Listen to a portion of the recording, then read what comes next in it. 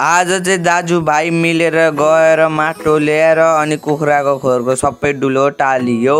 सब guys Radhe Radhe, तपाईँ सबजनाहरू सन्चै आरामै हुन्छ। म नि एकदम फिट एन्ड फाइनका साथ ब्लग सुरु गर्दैछु। अनि आज चाहिँ हामी जाँदैछौँ दाजुभाइ मिलेर माटो लिन। अनि सुरुमा चाहिँ माटोको झ्यास हटायो अनि त्यसपछि ड्याङ्की ड्याङ खनेर बाल्टीमा हाल्नु थाले। अनि भाइले पनि मेरो भिडियो बनाइदिनु भन, अनि यसो बनाइदिएको। केटो खुसी भइरहेको थियो। अनि धानको भ्यू चाहिँ यस्तो बब्बाल छ। अनि यो चाहिँ पाइनएप्पल अरे अर्ग्यानिक पाइनएप्पल बोटमा फलेको। अनि हाम्रो चाहिँ अब सक्यो माटो भरेर सुरुको लट लग्न थाल्यौँ है। अनि भाइलाई भिडियो बनाउनु दिएको, क्यामेरा त लचक लचक हल्लाइदिएर पुरै फ्लेक्सिबल बनाइदियो। अनि पुर्याएर आएर फेरि अर्को लट चाहिँ हाल्नु थालेँ मैले। अनि यस्तो खाल्टो बनाइदिइसकेको छु। अब लास्ट लट लग्दैछु, त्यो पनि म एक बाल्टी होइन 7-8 बाल्टी लगेँ। यति लगिसक्दा त गर्मीले मान्छे नुहाइ नै सकेको। कस्तो गर्मी भएको असाध्यै। अनि माटो चाहिँ यति धेरै भएको छ। माटो हामीले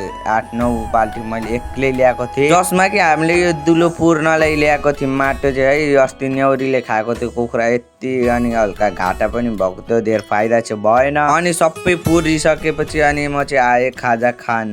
भोकले मर्नु आँटेको थिएँ। अनि टक्क कफी सफी बनाएँ नेस्क्याफको, अनि हालेर टक्क खाएँ।